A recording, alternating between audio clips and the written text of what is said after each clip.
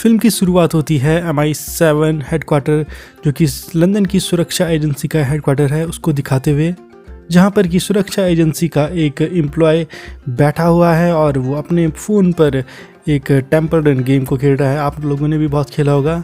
तभी उसकी नज़र पड़ती है स्क्रीन पर, जहाँ पर कि बहुत सारी इमेजेस चलने लग जाती है। तो वहाँ पर मौजूद सुरक्षा एजेंसी का जो एम्प्लॉय है वो अपने सीनियर ऑफिसर को कॉल करता है और कहता है कि यहाँ पर कुछ भारी गड़बड़ है।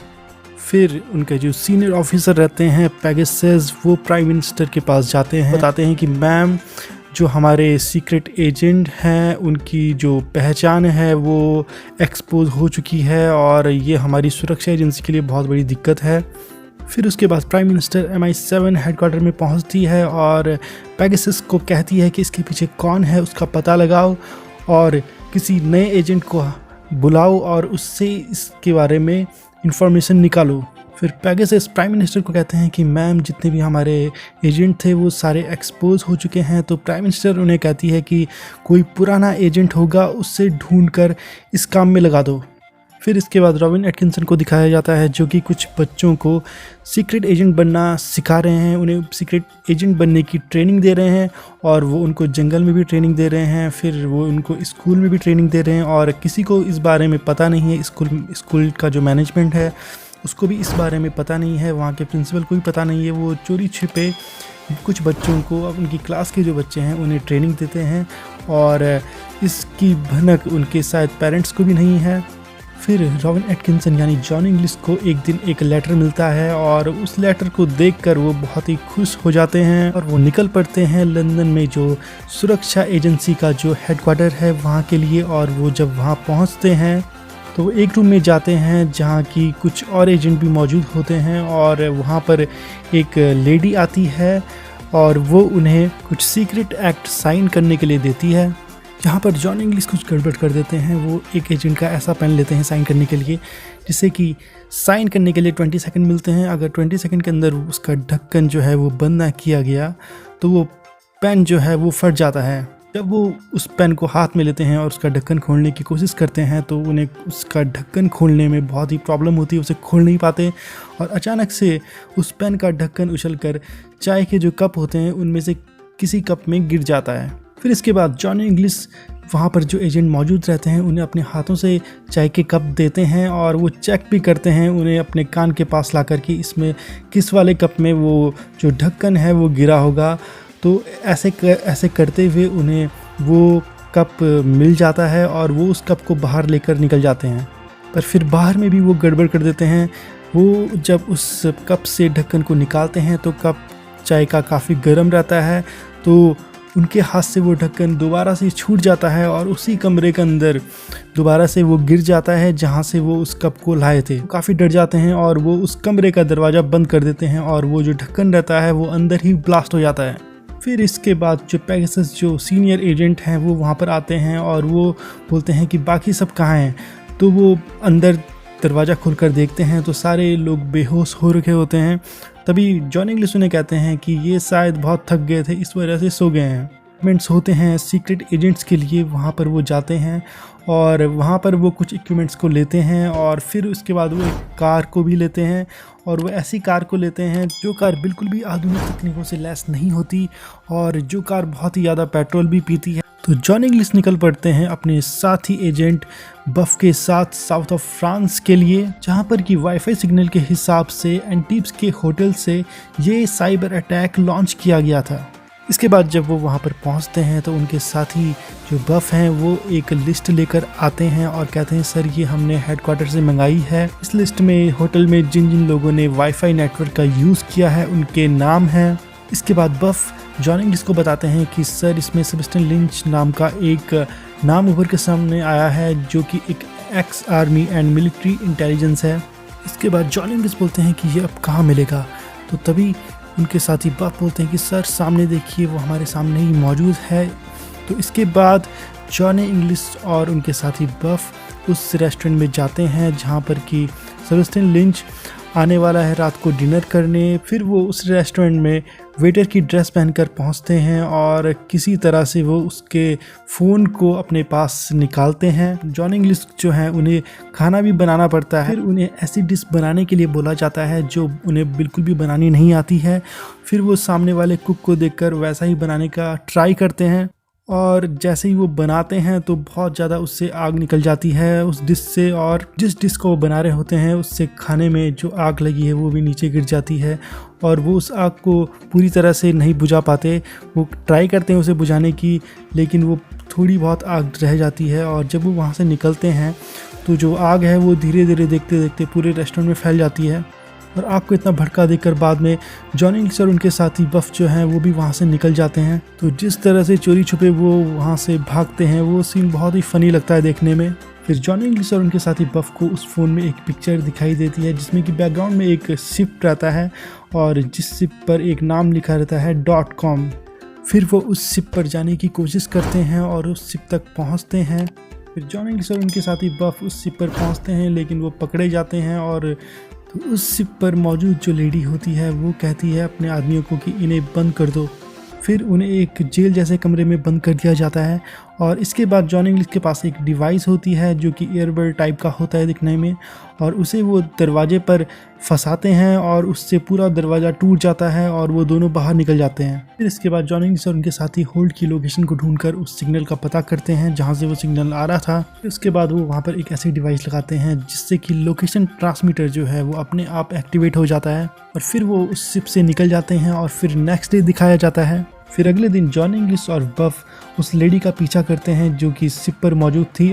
वो लेडी जो कार चला रही होती है वो एक इलेक्ट्रिकल व्हीकल होती है, जबकि उनकी जो कार रहती है जॉन इंग्लिश और बफ की वो एक पेट्रोल से चलने वाली कार रहती है जो कि बहुत पुराना मॉडल है। करने में भी उन्हें काफ़ी दिक्कतें होती है क्योंकि जो इलेक्ट्रिकल व्हीकल जो वो होती है वो काफ़ी ईजीली घुमावदार पहाड़ों से बहुत ही ईजीली चली जाती है, जबकि उनकी कार को थोड़ा चलाने में उन्हें प्रॉब्लम होती है, उतनी ईजीली वो नहीं चल पाती। तो लगता है कि इसकी बैटरी अब जल्दी ही लो हो जाएगी, बट उसका उल्टा हो जाता है और उन्हीं का पेट्रोल जो होता है वो ख़त्म हो जाता है और उनकी गाड़ी रुक जाती है। तभी वो लेडी वहाँ पर अपनी कार से पहुँचती है और अपना नाम बताती है कि मेरा नाम ओफिलिया बुलेटोवा है, और वो उनका नाम पूछती है कि आपका नाम क्या है। तो जॉन इंग्लिश एक फेक नाम बताते हैं, बेसिल गोलाइटली। इसके बाद बुलेटोवा जॉन इंग्लिश को रात को डिनर पर मिलने के लिए बुलाती है। फिर इसके अगले सीन में दिखाया जाता है कि जॉन इंग्लिश जो हैं वो कार को लेकर होटल पहुंच चुके हैं, बट उनकी कार का क्योंकि पेट्रोल जो है वो ख़त्म हो गया था तो उनके साथी जो बफ हैं वो कार को धक्का दे रहे हैं और वो धक्का देकर वहां तक कार को लेकर आए हैं। ये जो सीन है काफ़ी फ़नी लगता है देखने में। इसके बाद वो ओफिलिया बुलेटोवा से मिलते हैं और फिर उसके बाद उनका जो साथी बफ रहता है वो कहता है उन्हें कि सर आपको नहीं लगता कि ये एक जासूस है। इंग्लिश को बोलते हैं कि नहीं, मैं तो आसानी से पहचान जाता हूँ किसी को कि कौन जासूस है कौन नहीं है। फिर इसके बाद दिखाया जाता है कि प्राइम मिनिस्टर जो हैं वो बहुत ही परेशान हो रखी हैं क्योंकि लंदन के जो ट्रैफिक सिग्नल्स हैं वो किसी ने हैक कर दिए हैं और सारा ट्रैफिक रुक गया है। तभी उनसे मिलने जैसन पहुंचता है जो कि एक करोड़पति बिजनेसमैन है और उससे जो प्राइम मिनिस्टर हैं वो भी बहुत ज़्यादा इम्प्रेस हैं शुरू से ही। फिर ट्रैफिक सिग्नल को जो हैक किया गया था उस प्रॉब्लम को जैसन सॉल्व कर देता है। यह देखकर प्राइम मिनिस्टर और उनके जो एम्प्लॉय रहते हैं वो काफ़ी खुश हो जाते हैं। फिर इसके बाद दिखाया जाता है कि जो जॉन इंग्लिश हैं उनको रात को नींद नहीं आ रही है और वो एक ऐसी गोली को खा लेते हैं जो कि बॉडी को बहुत ज़्यादा एनर्जी देती है। वो उस गोली को खाकर क्लब में डांस करने के लिए पहुंच जाते हैं। वहाँ पर बुलेटोवा भी डांस करने के लिए उनके साथ पहुँच जाती है और वो डांस करते करते उनको मारना चाहती है, लेकिन जॉन इंग्लिश की बॉडी में इतनी ज़्यादा एनर्जी आई रहती है कि वो अनजाने में बुलेटोवा को नीचे गिरा देते हैं और उनका ध्यान भी नहीं जाता बुलेटोवा पे और वो डांस करते रहते हैं। फिर अगले सीन में दिखाया जाता है कि सुबह हो चुकी है और सारे लोग क्लब से जा चुके हैं और जो डीजे वाला जो बंदा है वो भी सो गया है, लेकिन डीजे पे डांस करते हुए हमें जॉन इंग्लिश दिखते हैं जो कि अभी तक थके नहीं हैं और वो डांस करे जा रहे हैं। तभी उनका साथी बफ वहाँ पर पहुँचता है और डीजे को बंद करता है और कहता है कि सर शिप का मालिक कौन है ये पता चल चुका है, उसका नाम जैसन है और वो एक अरबपति है और इंटरनेट का बादशाह है और वो इस वक्त लंदन में मौजूद है और उसका प्राइम मिनिस्टर के साथ एक सीक्रेट डील पर मीटिंग चल रही है। फिर जॉन इंग्लिश और उनके साथी लंदन पहुंचते हैं। वो वहां पर पहुंचते हैं तो पेगासस उनसे पूछते हैं कि कोई ऐसी खबर बताओ जो कि मैं प्राइम मिनिस्टर को बता सकूं। फिर जॉन इंग्लिश बोलते हैं कि इस सब के पीछे जो आदमी है उसका नाम चलेगा। पेगासस बोलते हैं हाँ क्यों नहीं। तो जॉन इंग्लिश जैसे ही उसका नाम बताने वाले होते हैं वैसे ही उनको नींद आ जाती है, क्योंकि वो रात से सोए नहीं थे और जो एनर्जी उस दवा की थी वो खत्म हो गई है। वो बैठे बैठे ही अपनी चेयर पर सो जाते हैं। ये सीन बहुत ही फनी लगता है देखने में। फिर जैसन बोल्ट का नाम उनके साथी बफ बताते हैं और पेगासस जैसे ही इस नाम को सुनते हैं तो वो चौंक जाते हैं और कहते हैं कि तुम प्राइम मिनिस्टर के सबसे करीबी आदमी पर इस तरह का इल्ज़ाम लगा रहे हो। फिर बफ बोलते हैं कि सर हमें इसकी इन्वेस्टिगेशन करने की परमिशन दीजिए। फिर पेगासस बोलते हैं कि चलो तुम जो भी तुम्हें कुछ करना है वो करो। फिर इसके बाद जॉन इंग्लिश जैसन बोल्ट के घर पर पहुंचते हैं चोरी छिपे इन्वेस्टिगेशन करने के लिए। फिर इसके बाद अगले सीन में दिखाया जाता है कि जॉन इंग्लिश जो है वो जैसन बोल्ट के घर में चोरी छिपे जा चुके हैं। वहां पर उन्हें ओफेलिया बुलेटोवा भी दिखती है।